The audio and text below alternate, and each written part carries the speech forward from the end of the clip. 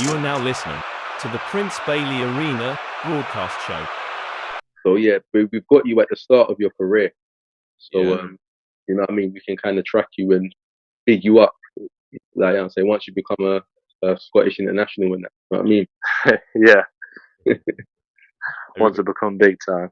Yeah. Basically, basically, basically. We'll have to wait a bit of a while for that yet, but hopefully it'll income soon. Yeah, yeah. Depends on your performances, bro. Isn't it? Obviously. Yeah. But honestly, I'm always happy to speak to people about it, and obviously get my name out there helps me out Yeah. massively. Whether it's over podcasts, YouTube, Instagram, Twitter, whatever it's over, because the more people you know, the easier it gets. Do you know what I mean? Yeah. Of course. Yeah. And let's get straight into it then. I mean, Okay. the jump from playing, university or slash football slash non-league to playing professional at Birmingham. What would you say were the big changes or the thing you said, oh no, I need to get used to this quickly? Probably two things. I'd probably say the quality on the ball and the intensity. Because when you're playing, because I was playing college football, I played step 7 for a year, step 6 for most of the year. And then at the end I kind of fell off a bit because I was playing, obviously going around trialing with Birmingham, and then I had England schoolboys and England colleges to play as well. So I was, it's just I don't even know how to explain it. Like, you're expected at a different level when you come in training with these sorts of teams, and obviously you're trying to stick out as much as you can. Yeah. But for me, it was just come in and match everyone else's intensity. Really, I didn't want to stick out like a sore thumb, like I was trying too hard or I was showing off. Yeah. I wanted to just get in with a good group and show them my ability and my quality, and I've vastly improved since I've been there. Honestly, like the amount of touches you get on the ball compared to college level and men's level is ridiculous. It's you're getting 2-3 hours of training time a day. You're getting gym 4 times a week.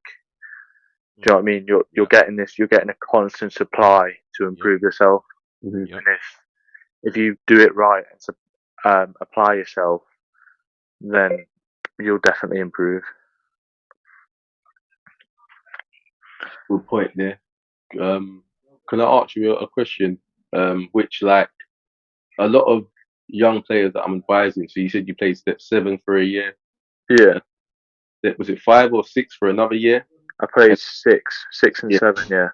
So what ages was you when you played those steps? So I played my first game when I was 16. Step 7. Played full season. I didn't at the very beginning, because obviously I was playing with lads, well, in a men's team, so they're like 24, 25. I was starting every now and then, but as soon as I started showing I was worth playing, I probably played loads of games back to back from 16 to 17, and then I remember playing against I played Hereford at the end of my first year in step 7 in the Hereford Cup. When I was 16, still just turning 17, and that was a big eye opener for me, because I was playing against National League quality, National North. So they were obviously a different level of intensity again, and stepping up at that age is hard. But I think, again, applying yourself means so much, because I was in the gym, I was doing whatever I can to show that I wanted to be there. And I remember honestly playing men's football. It was horrid at the start, but you had trainings. I had to fit trainings around classes and everything, because I was doing a BTEC as well, like an extended BTEC. So we'd have training. I'd get up at 6:15 in the morning. We'd have training at 6:30, through till I think it was 8:30, 9 o'clock, including gym. Then I'd go back, get changed, go out for class till 12, 1 o'clock. And then sometimes we'd have a junior session, so a college session after that. So that would be from like 2 till 4. I'd do maybe most of that session and gym. And then I'd obviously, by that time, I'm fully knackered, but sometimes I'd do a double gym, or I'd do extra things to just try to get that pip over everyone else, because that's what I needed at the end of the day. I needed a lot of work when I first went there, and I'd put as much of it in as I could. I think I was more serious though in my second year than I was in my first. Second year is where I think about halfway through first year is where I really like switched on, if you get me. Yeah. So I really changed. So that was going to be my next question, tailing off the first one. So no one told you to do this. This is what you knew, what you had to do to actually get the edge and to catch up at step 7. Yeah. I mean, and the penny dropped at the end of the season, basically, for you to say, right, I have to do a bit more, or right, yeah, I feel like I've got a good base. So yeah. Well, I mean, after my first, I think it was the first 3/4 of the season, I was not playing a lot in men's on the first year, because obviously it's hard because you've got lads that have been playing there for 2-3 years. But I was doing as much as I can at that level. But I remember coming off, I think it was when was it, like April, May time, and I'm gone for summer, and I had through till September, and I was still training at the college till the end of May. But as soon as I got off that, I was just like in that summer, I was just a different animal. I was just so motivated just to become something, because I saw the two sides of it, really, the playing two sides. You're either gonna take a step in the right direction towards football and put the professional game, or you're gonna have to go to uni, and it's a lot harder to get through uni and then obviously to the professional game, because you're 22, 21 by the time you finish uni, and by then it's very, very slim. Yeah. Well, so you was really decisive.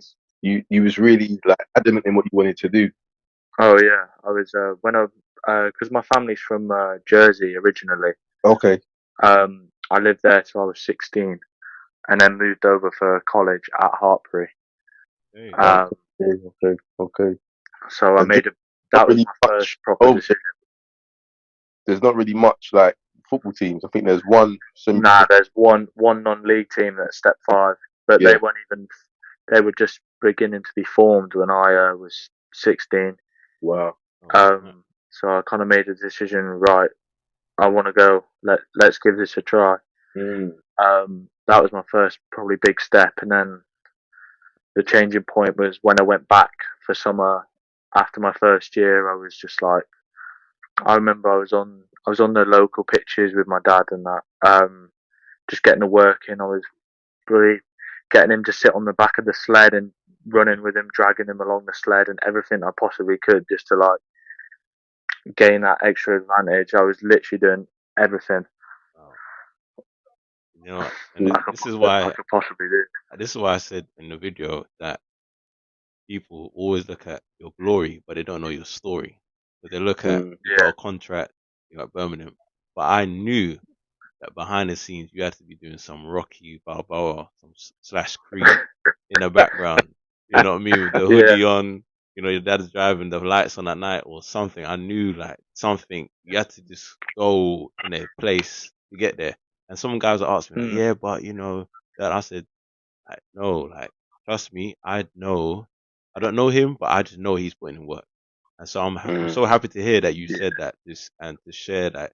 Listen, the opportunity came, but I was ready for it. I didn't, you know what I'm trying to say? I wasn't just sitting down doing nothing. I put 100% in and everything, you know. And so to hear that, you know, having your dad putting your dad in the sled and all that sort of stuff, that's the sort of stuff that I believe most young people need to understand that nothing is given, everything is earned. You know, you got to be ready. You know, especially at the pro Mhm. level, as you know, that you have to gain the advantage. You know, especially speed, turn of pace. You know, strength. As you know, playing a centre half, like the first thing you got to do is be able to defend. You know, and be solid in dealing with contact that strikers will try and give. And I've seen some of your clips as well. And you like to get tight, and he can give it back physical. But people don't understand being 16 playing that step 6, step 7. That ain't no Stay joke. 2 years. Mm-hmm. That ain't no joke. You're playing against guys that's got mortgage payments tomorrow, the next day, and they're like, "Well, I've got this Yeah. kid on me, man." Nah, nah, nah. You know what I'm saying? That's different level. Yeah, we always got took as a bunch of kids though. Whenever I played for Hartbury, because obviously we'd have a young team because we'd be a uni and a college, and Mm, then we'd have a few staff or a few older lads playing. yeah. Because the rule was in Hartbury you had to either play for Hartbury Uni or college, Mm-hmm. Okay. or have gone to Hartbury to be able to play, and they've still got this rule now. Mm, Okay. So they don't let any outside players in. So if you want to Oh, play, you have to either go there or have been there. oh, So they they've got had they got they've had that. players brought back. Like I don't know if you know Joey Parker, Spencer Hamilton, like National League North players. So Spencer's captain at Gloucester City. He's a Okay. bit older now. He coaches at Hartbury. Mm. Um, he's done 1 or 2 games for us. Joey Parker used to play at Gloucester, Chippenham. yeah. Brandon Smalley, he Mm-hmm. came back from America. He was at Rochdale for a while. Hmm. So all players that have like gone through the Hartbury system that have come back to play because they enjoy it so much. Okay. So you see, when those professionals were around, was you like a sponge soaking up any advice that they would give you when they was Yeah, coaching? yeah. What I mean, like, because our squad was quite young, I was just picking off of everyone else really. And Spencer was a centre half himself, or is a centre half. So Mm-hmm. him being my coach as well helped me out because he's been in the game Yeah. for 10, 15 years. So it was a great experience to take it off him Mm-hmm. and to learn about, because we had players come in that were 23, 24 that had just finished uni or just left. And they'd give me advice, they'd help me out. But I think a lot of the mental stuff was done by myself. So Mm-hmm. like a lot of the work that I had to put in to be better, like physically, Mm-hmm. mentally, was done by myself, but tactically was done and helped by coaches in Hartbury. Shout out to Hartbury, man.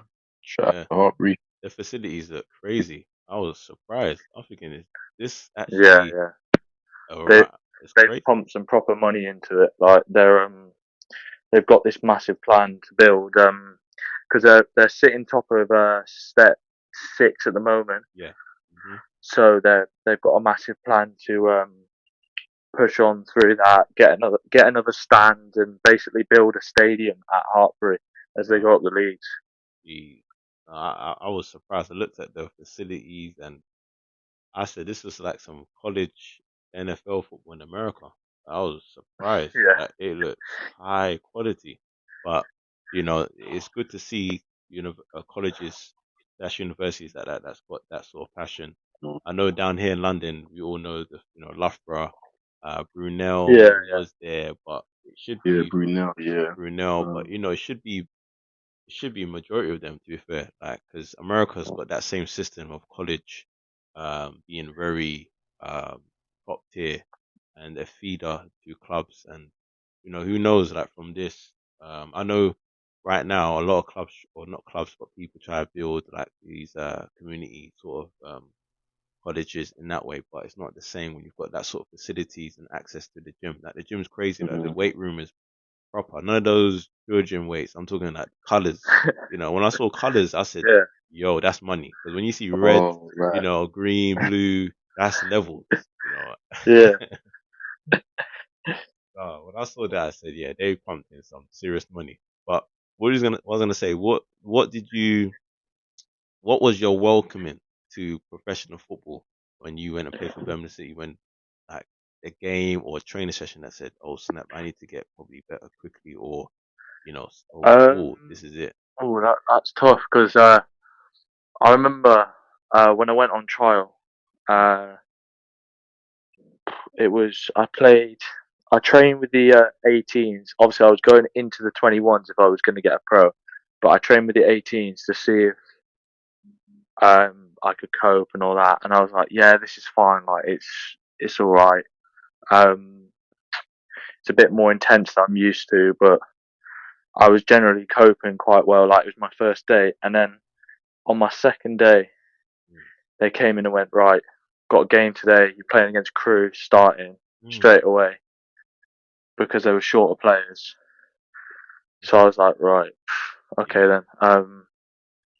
So I just took it on straight away. Basically, they didn't really give me any time to adapt or think about it. Yeah. They just shoved me straight in and just said, right, let's see what you're about. And remember, at the end of that game, my voice is gone because I was talking so much and shouting so much and telling people what to do and commanding. Yeah. Because I just wanted them to know, like, yeah, I'm here. I'm wanting to be here and I'm wanting to stay. But the level was not similar. There was a bit of a difference, but the intensity was different. The fitness was different. Because playing step 6, step 7, you can pass and you don't have to move, or you can walk. You can walk your back line up after you've lumped the ball up the pitch. Whereas you're clipping the ball into an area with detail. You're having to squeeze up the pitch as fast as you can when you're doing it at that level. Yeah. But don't get me wrong, there is a massive difference between 18s and 21s. Huge difference. Yeah, I'll say that, like, so we took some under 16s, like, under 16s, the tough age to break into, more or less. The last, we took some boys to play a group of under 18s. They lost 5-1, but the physicality. Oh yeah, it's boys to man. It's only 2 years difference, but the way that they was bullying these under 16, and I was just asking them after the game, are you guys doing your 5K runs? Out of the squad of 18, maybe 4 put their hands up. Are you guys doing your 20-minute ball work per day, like 20 minutes kicking the ball against the wall? Or no, about 3 of them. Are you not guys that? Are you training with men's teams like I've told you to? No. So the steps that you've said that you've taken is basically the blueprint anyway. And I think that if they're not following the blueprint and they do get an opportunity, like, they might have a trial at Hereford tomorrow or something, I might get a call and say, I need an under 16. I won't be confident. I know they're not doing that work. Do you know what I mean? You can't really cheat the process. And what you said, again, like, you've seen the difference. You're at that level now. You know you can't cheat the process. Can I ask again, when did you know that you got that? When did you get scouted, or when did you know, all right, this club is interested in me? When did you start picking up interest? I think after I got into the colleges side, it was probably like, I think about March time. I started getting interest. Like, I got into the colleges. I captained the colleges. We played against Australia, and I scored. And there was a bit of chat after that game. Like, I think there was some Cat 1 teams there watching and that, but I wasn't really like focused on that, to be honest, at that point in time. But I got my first scouting from Birmingham in a game against Atherstone in the FA Vars, which is obviously a big competition for that level. Yeah. Something like 700-800 fans there, like, it's brilliant for young players especially. And as soon as seems like as soon as one came, it was like 4, 5, 6, 7, 8, 9, 10. Do you know what I mean? Yeah. So as soon as one hits, about more want to see you. So I think it was Birmingham was the first, and then it really started kicking on once I started playing for schoolboys. Okay. Because who was it? It was so I think I had Birmingham, West Brom, Arsenal, Tottenham, Stoke, Millwall, Wigan, Bournemouth. Wow, that's and and a few others. Yeah. Once I finished my schoolboys, because I played really well. I wouldn't say I got lucky, but I did. Obviously, there is luck involved, but we played with the England colleges. We went out to Italy. I scored a hat trick against Greece. As a centre back. Yeah. Hey, what? Which kind of like a hat trick though? Headers, perfect hat trick. Well, I scored a header, and then a second facial corner and a free kick. Okay. So like that kind of got my name out there a bit more, like because you don't usually get that ever. Yeah. And then I came back from that and played schoolboys, and I scored twice in 4 games. Two headers, one against Northern Ireland, I think, and one against Wales, which obviously was good for me. Of course. And then after that game, after the Wales game, the Wales was our last game, and we won the trophy, but shared it with Wales, which is a bit of a bummer, but we still won it. Do you know what I mean? I was still happy, captain, and won it, which was good. And then after that, it was just like interest was piling through. Okay. Is there any club that you can't say you're at Birmingham City now, but is there any club that you was like, you know, or is it when you went Birmingham, did it feel right? Like, what was it like your first day at Birmingham City when you got?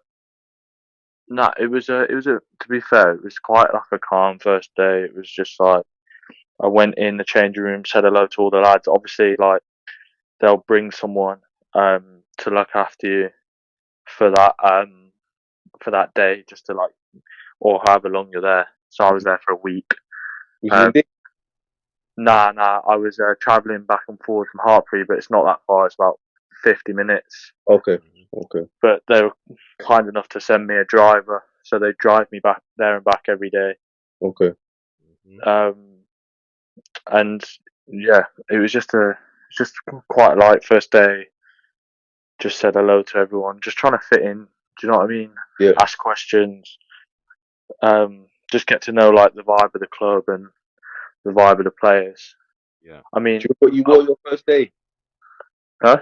Do you remember what you wore your first day? Did you go smart casual or? Nah, I just wore a trackie, you know.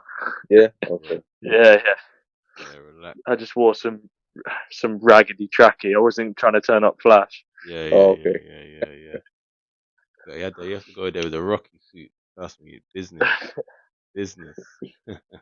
I had boys go to trials looking like they were trying to be in a 50 Cent video and getting told off by crazy like do-rags. Yeah, some boys I've seen turn up to trials with us now as well. Like, but I don't really think they obviously they have a first judgment on you when they look at you, but they don't really take too much into account of what you're wearing but your attitude. Yeah, like when you come up and shake the hand and that, you got to be right. You got to be like show you have confidence. Yeah.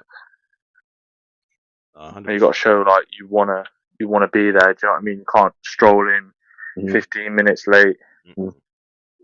Just not get on with anyone and then start training and look like you don't want to be there. Exactly. Yeah, I get you. I was gonna ask, how do you prepare mentally, physically for your matches? Knowing that obviously you're on a you're on a so 2 year. I always do the exact same thing every match day. Okay. Exact same meals, no matter home or away, time of the game. I have the same schedule. So if it's a night game, I have the same breakfast and then I'll have same lunch. So breakfast, I'll wake up in the morning, have bagels, avocado, eggs, and then porridge as well with honey and raisins. Mm-hmm. And then so usually our games kick off about 1 o'clock, so I only get breakfast in, and then we get our pre-match, which is usually pasta. Mm-hmm. But if it's a night game, I'll have pasta at my digs. Chicken pasta at my digs, and then I'll have a banana, some nuts, and lots of water. Mm-hmm. Yep. Lots of water. Stay hydrated. Okay. And also, what I was gonna say is, okay, another question as well is, how do you handle setbacks? Obviously, you're gonna have certain games where you probably didn't play up to par. You probably think, or coach you probably said, Laiith here and here. So how do you handle those setbacks and pressures, and how do you take it to get you to become a better player next time? Yeah, a lot of players take it differently. But for me, like, setbacks are gonna happen. Yeah. They are gonna happen. Like, I can't say I'm sit here and it'll not bother me, because if I have a bad game, it will bother me. But the good thing is with football, you play again the next week. Yeah. Do you know what I mean? You got to think, you got a game next week. You got to be prepared for the game next week. As soon as you finish that game that week, you're in the next day for training anyway. Yeah. You got to think the next one. You can't dawdle on like and sit on one performance. Yeah. Because it'll wreck you mentally. Yeah. And a lot of players I've had horrible games before. I can't sit here and say I've had great games every single week, because it's not true. I've had horrible games before, thinking, what was I doing? And I watch it. You know, you sit there and you watch yourself back and you go, yeah, what was I doing? What was I doing? I've got that so many times before. Yeah. But just don't take it too much to heart, really. Don't be too emotional about it. Yeah. Well, that's huge, because I know a lot of players. I remember growing up, especially let's say 16, 15, I've had a bad game. Boy, to shake that off was a mission. And I think as I got older, didn't really do a lot of psychology. I did a bit of spoke with a sports psychologist trying to help in terms of like being able to recover quickly, in terms of setbacks. And what helped me, I don't know if you do it, which was like a self-talk on the pitch. Because you make a bad pass, or it goes off the pitch, and instantly like, shoot, that's a mistake.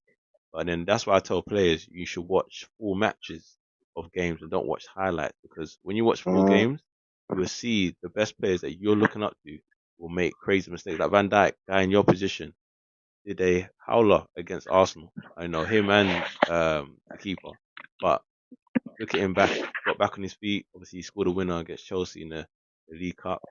And so, for yourself, what do you say to yourself? What do you do in terms of like keep yourself mentally focused? If you make a mistake on the pitch, etc. Go back to basics. First one, go back to basics. Yeah. Get your first 5-yard pass off. Yeah. Get your first header in. No matter where you play across the pitch, go back to basics. Yeah. On your first one, just to gain that little bit of confidence back. That's what I do. Yeah. So I'll think, right, if I've just made a bad pass or made a bad decision, and I've been lucky enough to get away with it, or if it's led to a goal, whatever it is, I'll get the first 5-yard pass off, and I'll just like think, right, it's gone now. Yeah. Can't do anything about it. The next one comes, the next one. You just got to think about the next one. Yeah. Because if you start the game bad, obviously it can affect some players. Yeah. If you start a game bad and then you're thinking, oh, I'm having a shit game. I've had one of them before, or many of them, to say.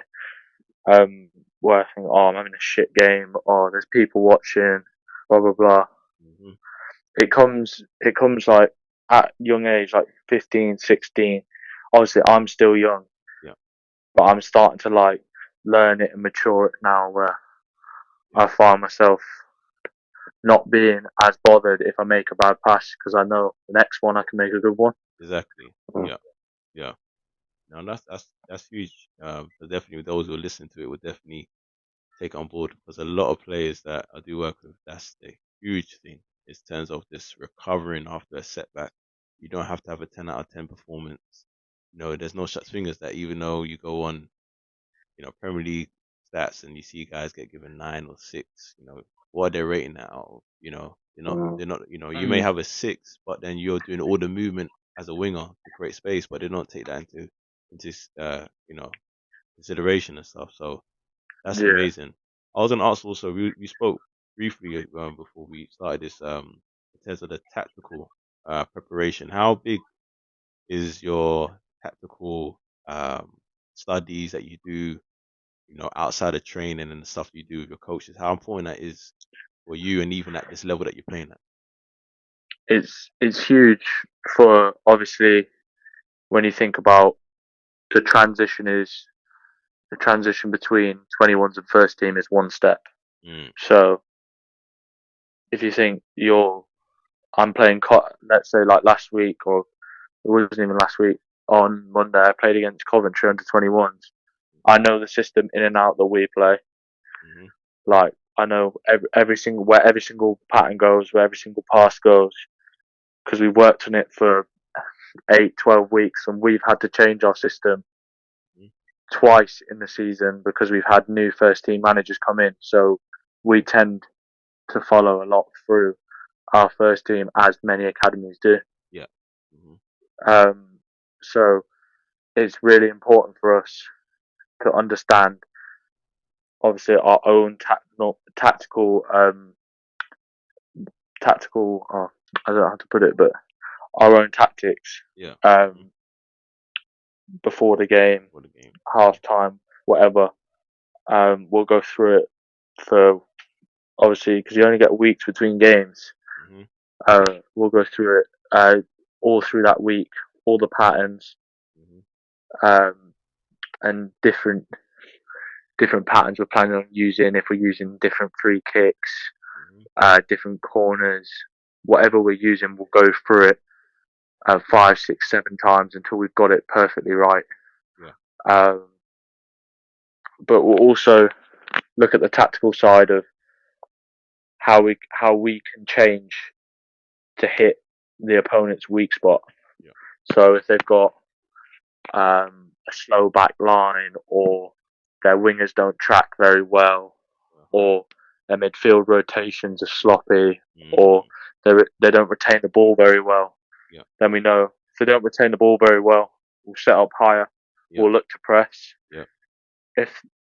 But sometimes it can go the other way. If they don't retain the ball well, we'll let them have the ball and choose to make the mistake themselves, and then we'll pounce on it.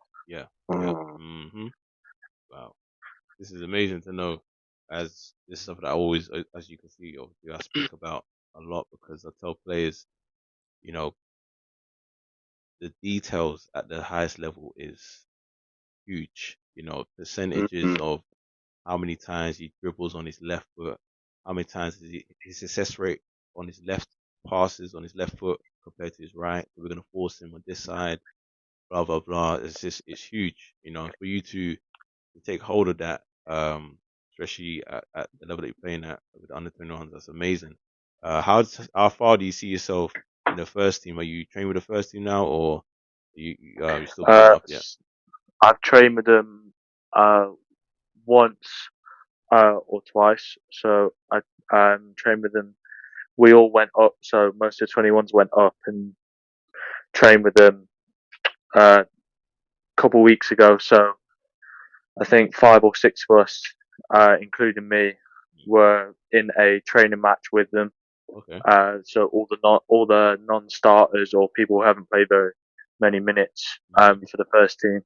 So we've done an 11v11, and then all the other ones were training up at the facility. So I was lucky enough to get picked for that. What was the score? It's quite high score, to be fair. I think like 5-3, 5-4, something like that. You took it home. I think the other team did, to be fair. I wasn't too gutted about it because I thought I played quite well. Yeah. So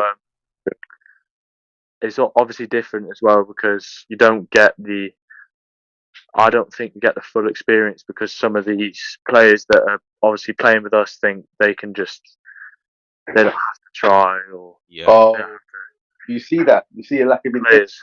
players hard. Yeah, it happens. When you see if people when you go up and train with the first team, it's everyone in the first team. Yeah. It's just like you'll see the intensity level there. You'll see the intensity level there is completely different when you're doing 5 or 6 of you or the whole lot of you are training with the first team. Yeah. Do you know what I mean? Because if you're in front of the gaffer, he'll want you to push it really hard. Yeah. Everyone will be pushing it really hard. Mm-hmm. But if not, it can vary, it can change. But I think at Birmingham, a lot of the lads are just down to train. They want to train. Yeah. Because we had I obviously wasn't here there last season, but they had not a great season for the 21s. Mm-hmm. And we didn't have a great pre-season when I came in. Yeah. And I think that kind of like changed our minds totally to the mindset that we bring into games and into training. Yeah. And now, obviously, we're sat top of the table in the north for Cat 2. Yeah. Which is a big positive for us. Mm-hmm. Yeah. And a lot of the lads are like, they think some of them think that training is just a side part, but the ones that I know want to train and want to play are always the ones that get first on the team sheet. Mm. Yeah, it's a big thing. It's huge. If you're wanting to train and you want to be there, mm-hmm. they'll want to have you. 100%. Yeah, it's as Kobe, Michael, those guys, their training sessions, they took it to heart, so that, as they said, when you go into games, it's obviously not easy, but it's like, yeah, it's you train war in training. So when you go to matches, it's like, okay, I'm ready for this level because yesterday or 2 days ago, yeah, we went in 100%.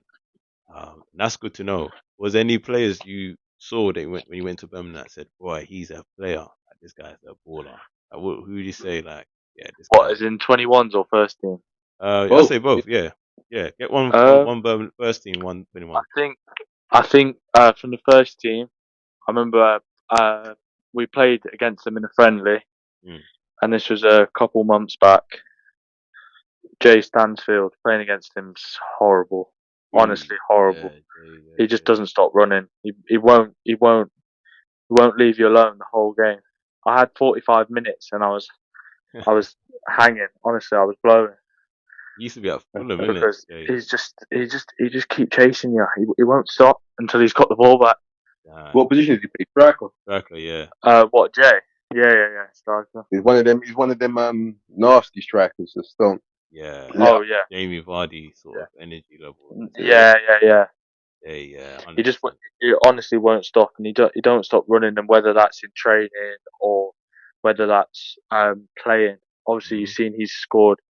I don't know if you've seen he scored quite a few goals for the first team. He's come on loan from Fulham, so it's kind of his time to prove himself to show that he should be back up with Fulham in the Premier League.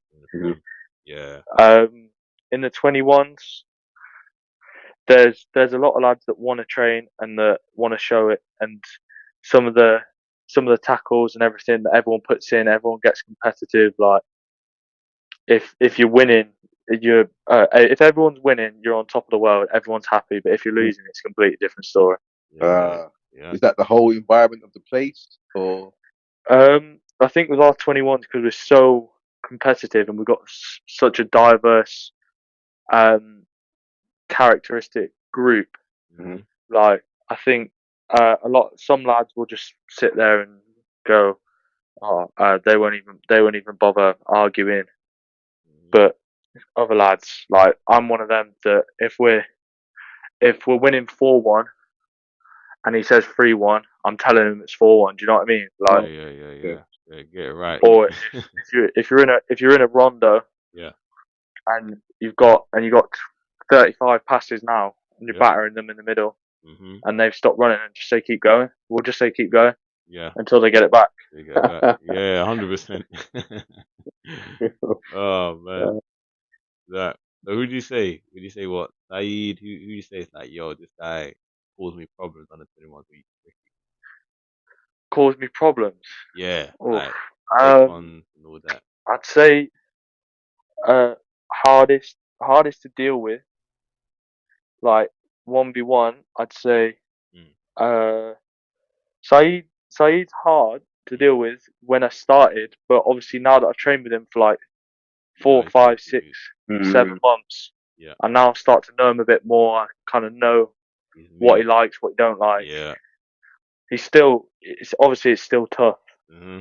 I think obviously youngster Ramel Oh yeah, Donovan, bro. Mm-hmm. Mm-hmm. he's very, very, very hard to mark, very nippy. Yeah, But yeah. I'd say the worst is probably Rico Patterson. Okay, Rico. He'll take you both ways. He'll take you back. He'll take you forward. Yeah. Honestly, he's Give me got the chops. both feet. Yeah. Very good player. He's also a bit more experienced than me, a year older than me. Mm. Knows what he's doing. He's not the biggest, Mm. but he's aggressive and he'll use his body well to try get that little inch so he can see a shot. Yeah. Oh, that little half a yard. That's what he needs. Yeah, the little half a yard. And if you stand off him too much, he'll just put it straight in the stand. It doesn't need no backlift or anything. He can just ping it. He can just do it. Yeah, he'll just release straight away. Ah, it's amazing, man. Well, we can't ask the work train. I don't want to get you in trouble. So, who's the DJ in the change room? Is that you or you take the on the DJ? Yeah. Nah, definitely not me. No. Definitely not me. They don't like them type of tunes. what? I think my music's changed, since I've been there. Oh, is it? Yeah. Oh, But them not always love like the drill and that and rap. So it's usually Ramel, Finn Thorndike, or our skipper Josh. Oh, you're okay. Yeah, no, pre-match music in the change room, man. Remember them times. So have you been around the first team yet? Like, have you been in a squad list or anything like that? Apart from training? Unfortunately, not yet. I'm hoping it's gonna start to come soon, but I'm patient. I'll wait my turn. Obviously, I'm still waiting for that real opportunity to get in the squad. Mm-hmm. But I think pre-season, next season, 100%, is a big one for me. Coming back really fit and showing that I can cope at that level. Yeah. And then that'll help me kick on a bit if I do well in pre-season, or I can get rewarded with a new contract. Mm-hmm. Hopefully. Yeah. But yeah, I think pre-season's a massive one. Yeah. Obviously, everyone wants to be on the pre-season tour as well. Yeah. Huge, I'm not sure where it's at yet. I think we might be going outside Europe for it. Okay. But it'll be a good experience. Yeah. No, I think no doubt you'll be on the plane, man. I think when I'm looking at the squad, looking at the game, definitely having a centre half, especially how the first team's performing in the first team. Yeah, just keep doing your thing, man. Keep taking your chances when it comes. And as you were saying before, as we continue to comment you and yourself, is just keep doing those extras. Those extras, studying film, keeping that edge so that when the time comes, like, yo, I'm ready. And that's what it's about, especially as a centre back today.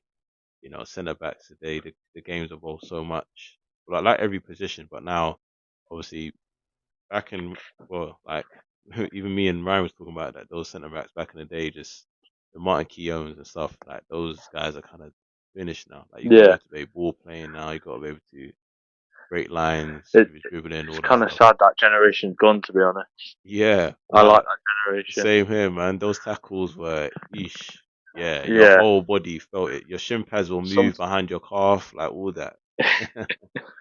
Sometimes I feel like I was born in the wrong era for that one.